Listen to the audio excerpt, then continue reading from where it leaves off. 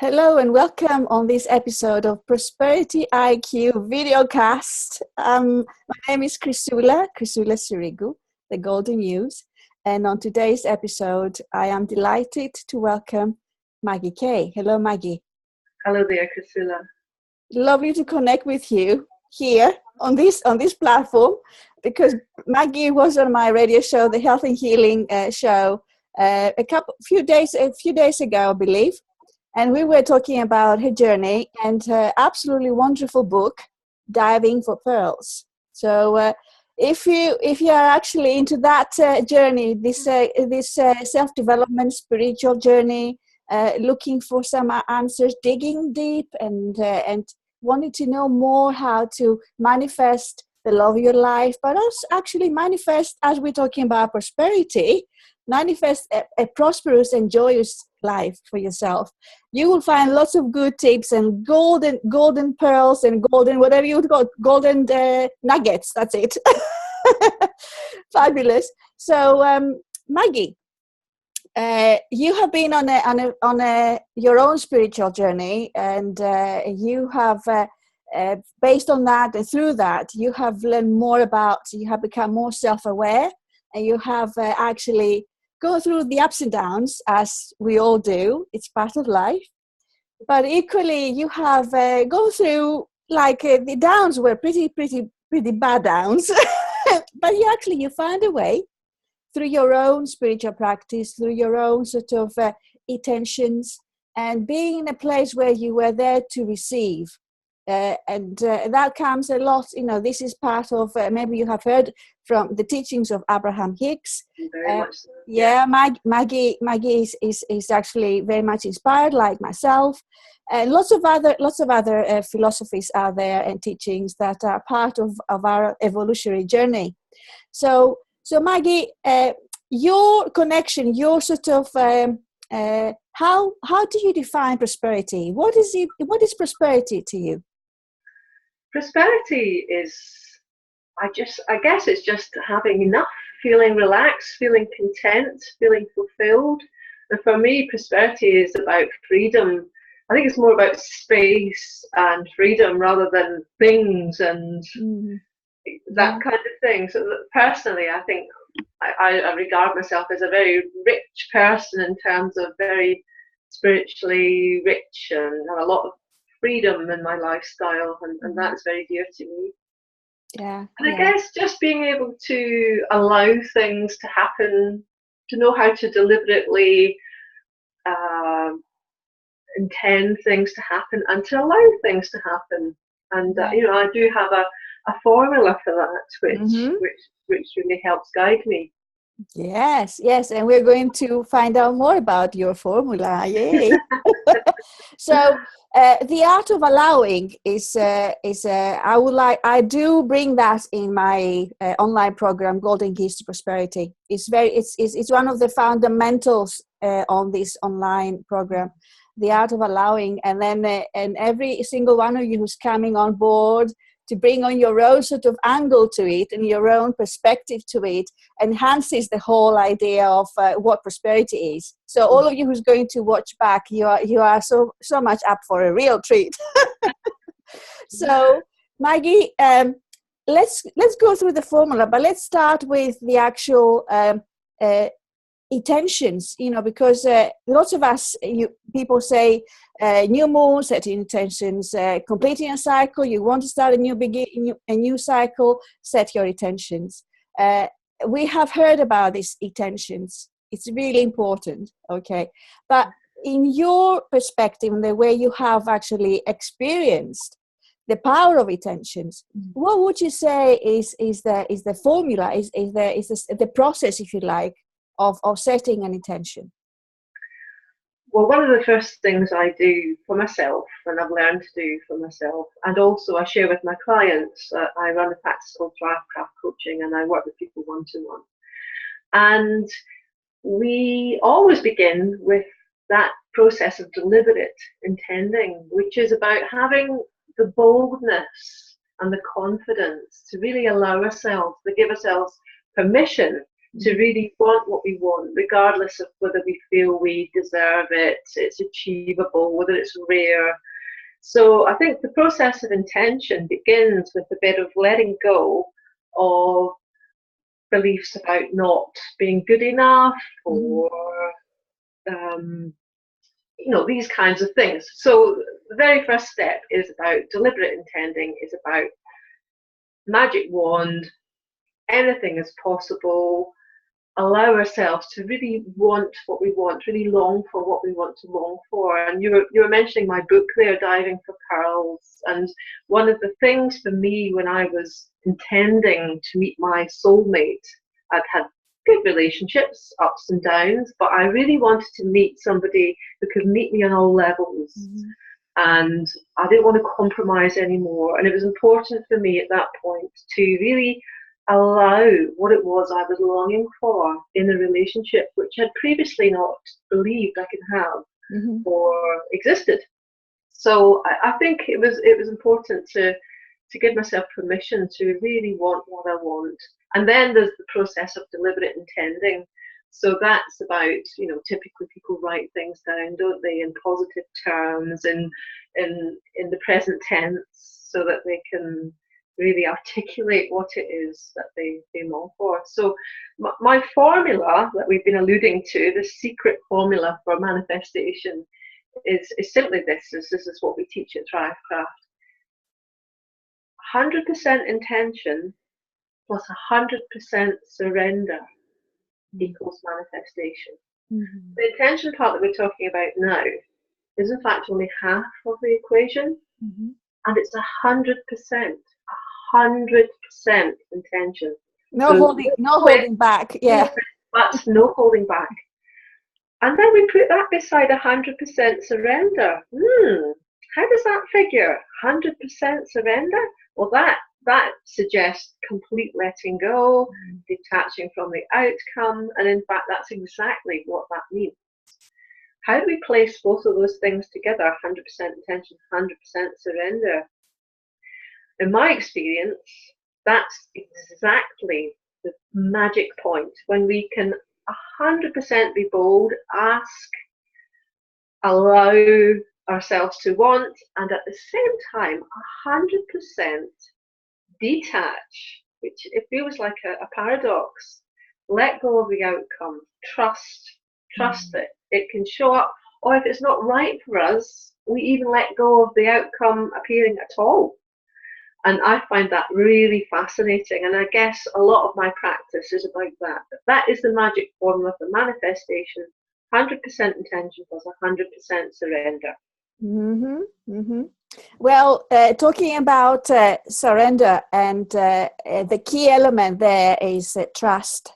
I would like to pick on the color you're wearing, which the turquoise is the color of faith. In the system I work in, the color mirror system, is the color of faith, color which is the foundation of everything. Every single thing we do, it starts from that basis, isn't it? That's great that you mentioned faith, because that's exactly, you're right, that's exactly at the nub of it. Yeah. And I've been meditating a long time, and we were always taught, if you push too hard, or if you're not trying enough, actually both of those are a lack of faith. Yeah. And I translate that into my manifestation teachings. There are two opposites. One is can't have, where we don't try, we don't believe it's possible, we're not confident, we just kind of get disempowered. Oh, I can't have that. Oh, it's so rare. I'll never meet the man of my dreams or the woman of my dreams. That's can't have. So obviously that's not got faith in it, has it? No.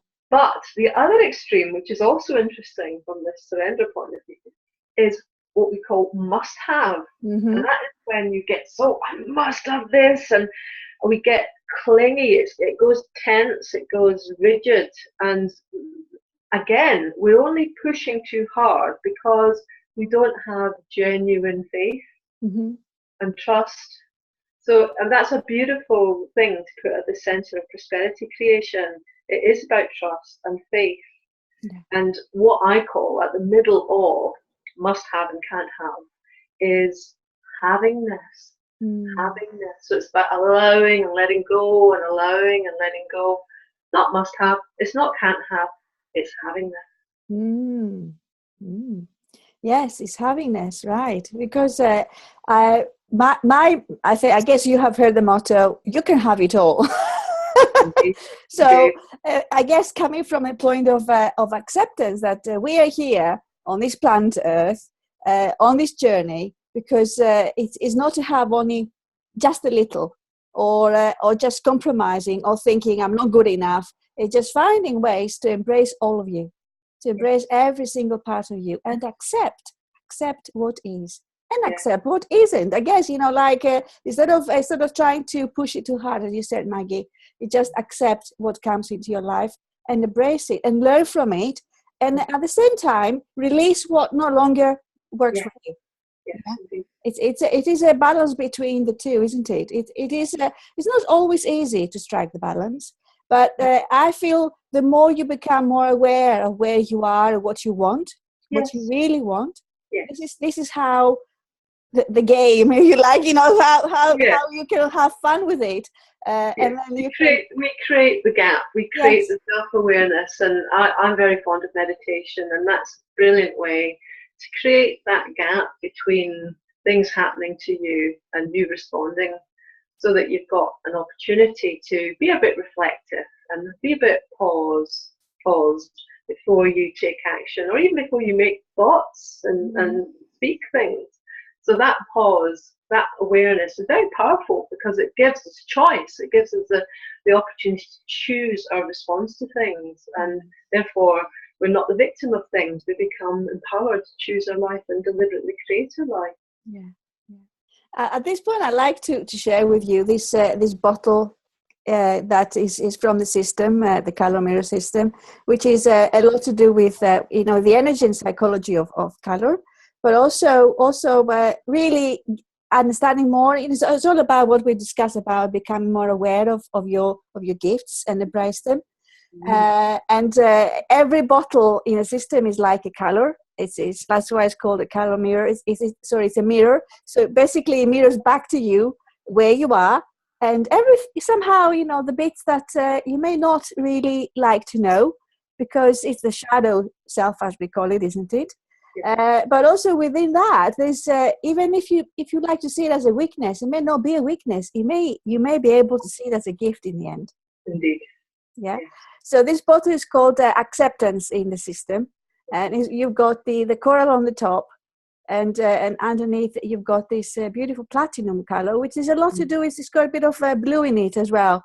And we talk about turquoise, faith, but blue is also about expressing yourself, about communicating your truth.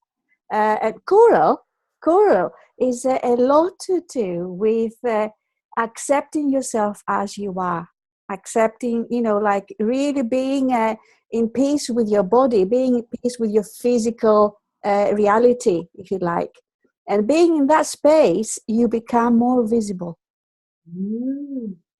So becoming more visible. So if you're talking about like attracting a loving partner, then you say, here I am, looking after yourself, like loving yourself, accepting yourself. If it's like on a business level, it's like doing anything you can to become more visible, going to networking meetings, or creating online courses, or having a website that really expresses who you are and your vision. So this is when we talk about prosperity, we can see prosperity in different areas of our lives. So it could be personal life and professional life, isn't it? And isn't that wonderful, that acceptance of ourselves, that authenticity, is what, in our personal life and our business life actually gives us the results that we want.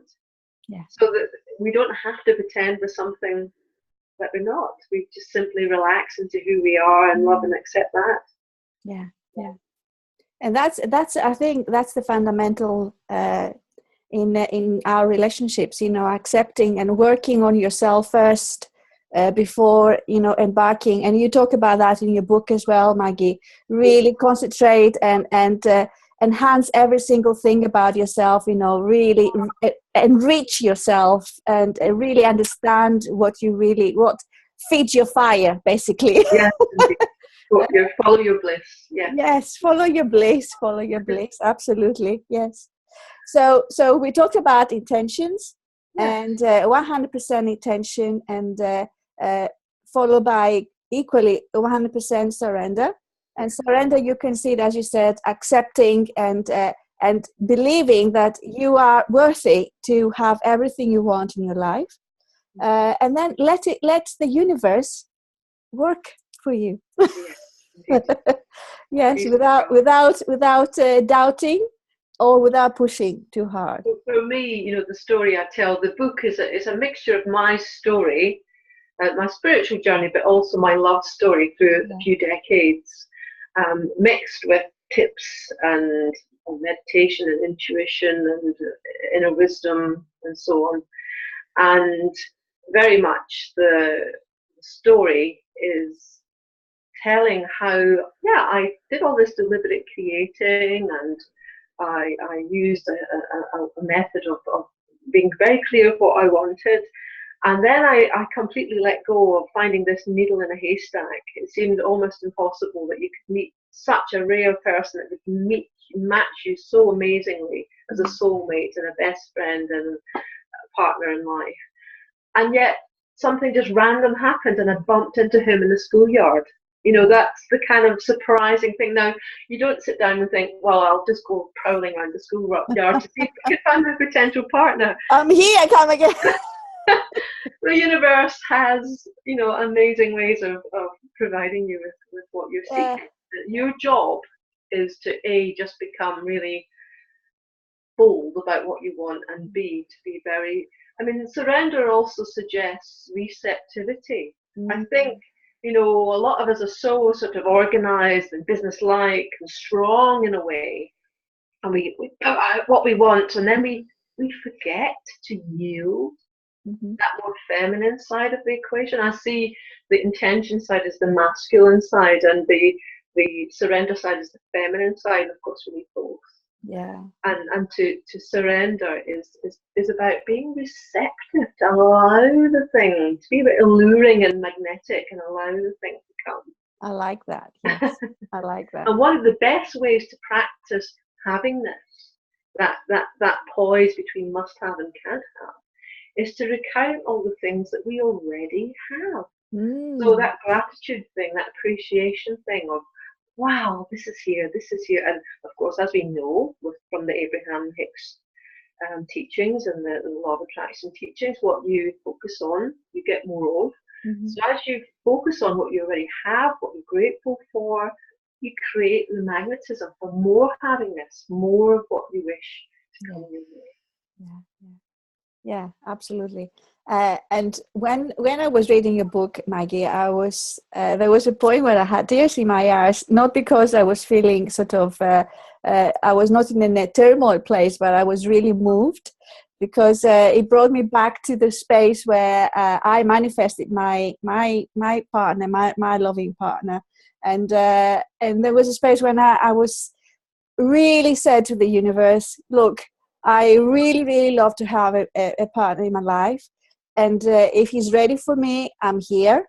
But if he's not the person who is going to bring the best out of me, he better stay where he is. So I was very clear to say, look, and I felt inside what I really want to have, to experience, and I still, whenever I speak with him, I've got that inside me. Yeah. That freedom of being me, of allowing me to be myself, of really embracing me as I am, and have the belief that you can actually be more in life with the right partner in your life, with the right partner. And that reminds me very much of what my now husband, we met in 2002, got married in 2003. So we're just about at our 15-year meeting anniversary actually next week, which is quite nice. Wow. And what he practiced meditation and a manifestation meditation that I hope we've got time to talk about. But yes, the principle, he really taught me this intention surrender formula. And he was wanting to call what he called a divine relationship into his life. That's what he called it. He didn't want to compromise. I was like you've described, did not want to compromise. And he just put the prayer out to the universe and said, and if it's not meant to be, then I let it go. If I'm not meant to be with someone like that, so be it. Yeah. So he really had that 100% intention, 100% surrender thing. And then he practiced this meditation. So shall I tell you about it? Yes, please. Yes. It's a manifestation practice, and it's wonderful. And we use it now a lot at Thrivecraft with my clients, but also when I'm training people to become Thrivecraft coaches, I always make sure they know this meditation. And it was actually Wayne Dyer who taught it in the 90s.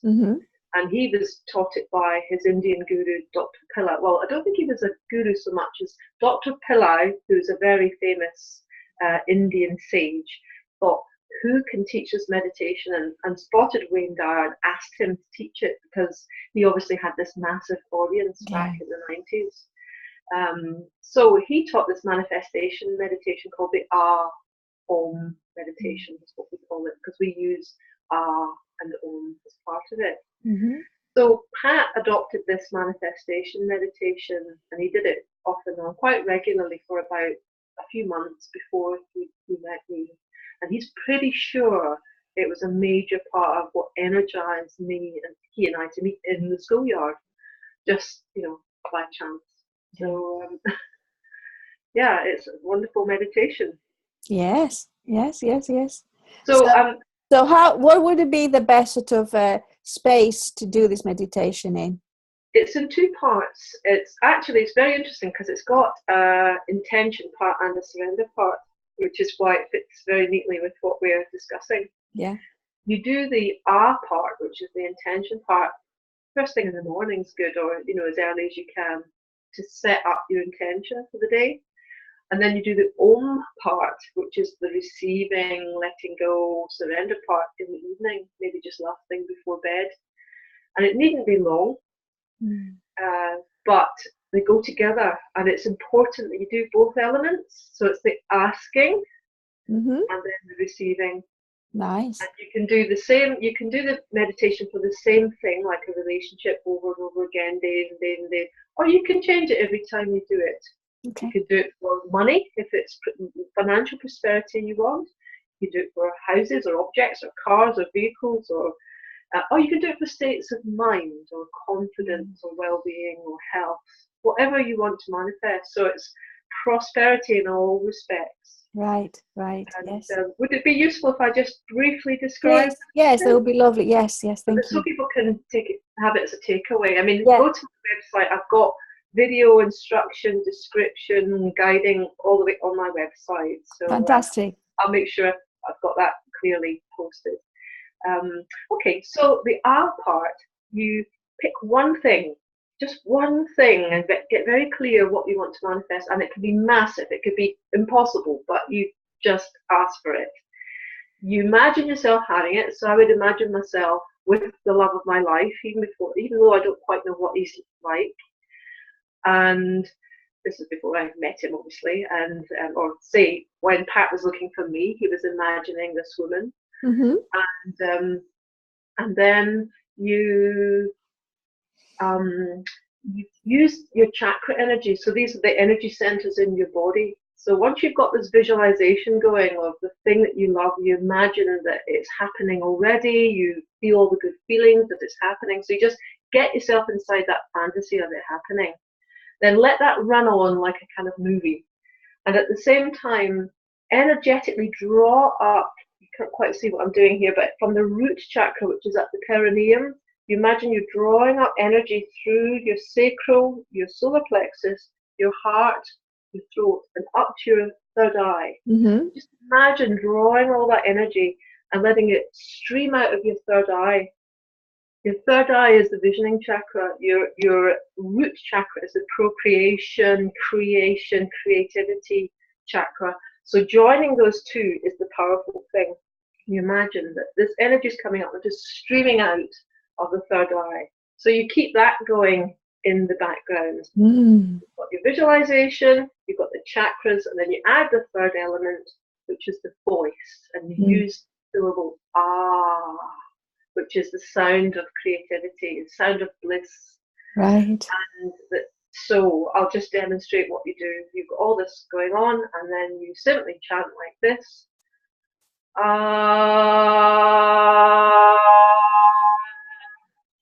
Mm. Ah. Mm. Okay, so you just carry on like that with the out breath. Let it come soft or loud or however it wants to come. It might ebb and flow. Mm-hmm. And if you can do that for about 10 minutes, 20 minutes is even better. Just keep that going, keep visualizing, keep reminding yourself about the chakras. Mm-hmm. And that is broadcasting your request out to the universe. It's so powerful, especially when you do it in a group and everyone's maybe for all their own things, but the power of the collective is very powerful. Absolutely, yes. So that's the ah part, the morning part, let's say. And once you really get to know it, you can do it in the car and things like that. Once you kind of got it going. And just keep coming back to the feelings, the visualization, the fantasy, embellish it, keep it interesting, keep the energy flowing, remind yourself about the chakras, keep the voice coming out. That's the morning practice. Okay, in the evening, what you do is you simply recall what you asked for in the morning. And you don't need to think about the fantasy, and you don't need to think about the chakras. Right. But you simply connect with that absolute surrender feeling, that letting go. I let it all go. I let it all go. And you chant Om. So in the same way, you simply chant Om. Om. You can feel it's a completely different feel the Om. And that and allow yourself to feel gratitude for what you already have. So you're that thing I said about when you feel gratitude for what you already have, you're magnetizing more havingness. Yes. At one point you're letting go of what you completely surrender what you put out for, detach from the outcome, and at the same time you're really celebrating what you already have. Mm-hmm. Mm-hmm. So that pair of meditate, and again, you do that for 10 minutes or up to 20 minutes. I think Wayne Dyer suggests 20 minutes. I've done it for 10 minutes and it still does something. So that's a lovely meditation for manifestation. I'd love to hear how people get on. My clients, my workshop participants, the things, the houses, the partners, it's just been amazing. Fabulous. Fabulous. It works really fast. So, yeah. Oh, thank you for sharing, Maggie. Yeah, and also something that I really love, something that can be included in our everyday lives without any intrusion, without too much interruption. It can be blended in, and that allows the flow. And then the more you practice it, it's all a matter of consistency as well. Like keep practicing, keep believing, keep That's right. I mean, you don't have to do it every day, but obviously if there's a big thing that you're really wanting, if you can do it every day, that's fantastic. But even just several times a week or once a week or something like that, absolutely great. Yeah, meditation helps in many ways anyway. So it could be a meditation you do in a different meditation. You may choose one day. Maybe you come back to the one that Maggie offered to us. So all is good. All is good. Yeah. Fabulous. So, Maggie, I'd like to ask you one more thing. What is, apart from meditation, which I guess it's one of the daily practices you use in your spiritual sort of development, because we all carry on developing, and your own sort of alignment or realignment, because we can get aligned, but sometimes things or situations or circumstances can derail us a little bit. So what is the practice you use, something you bring into everyday life that keeps you in that path of being aligned with your soul purpose, with your truth? Yes, I mean, very simple these days. I mean, I've been meditating since I was 19, so that's a lot of years, like 30 odd years. So in a way, I'm kind of almost in that mode most of the time, although I do always sit quiet in the mornings. I have some time, and one of the things I use at the moment, as it happens, is sounding forks. I've been learning about sound healing, and it's just a little bit of sound healing and sound bathing, which is lovely. Yes. Walks in nature, and a bit of Pilates, and a bit of that kind of thing. I think we know from when we spoke last time that I've really loved Five Rhythms dance. Yeah. I've not been doing that recently, but that whole thing about moving meditation, yes, I find really wonderful too. Music and rhythm is beautiful together. Rhythm, and to be honest, it's very simple with me. Sometimes I can just be sitting with a cup of tea and stroking the cat in the morning, because she always sits on my lap. Yes. And making sure I do that is so easy to lift my phone and start getting onto Facebook and just get the gap, have the space, have a bit of nothing before everything kicks off, and it just sets you up for the day. Yeah. The sweetness of doing nothing, the sweetness of nothingness. There's something that there's a bit in the book Eat, Pray, Love, and the film actually that the Italians can tell us a lot about that, and the Greeks and the Spanish, I guess, the Mediterraneans. They're very good at just allowing and taking the time to connect with life, with other people. I think it's called dolce fa niente in Italian. And I think we really do need more of it. And Pat, just by nature, he's Cornish. He grew up on the rivers and dreaming on the rivers, and he's got that sort of stillness of soul, even although he's quite an energetic, kind of fiery, red-headed, sort of, Aries kind of guy. He's got that let it go. And me, I've always been a bit over serious. He's a lot of fun, so he's really encouraged me to let go. One of his favorite mantras is nothing matters. Nothing matters. I really know what he means by that. Live. Even the striving, even all the spiritual striving that we do, we can get overzealous about all that as well, and we just miss the moment. So it's a bit ironic, the very thing we're going for.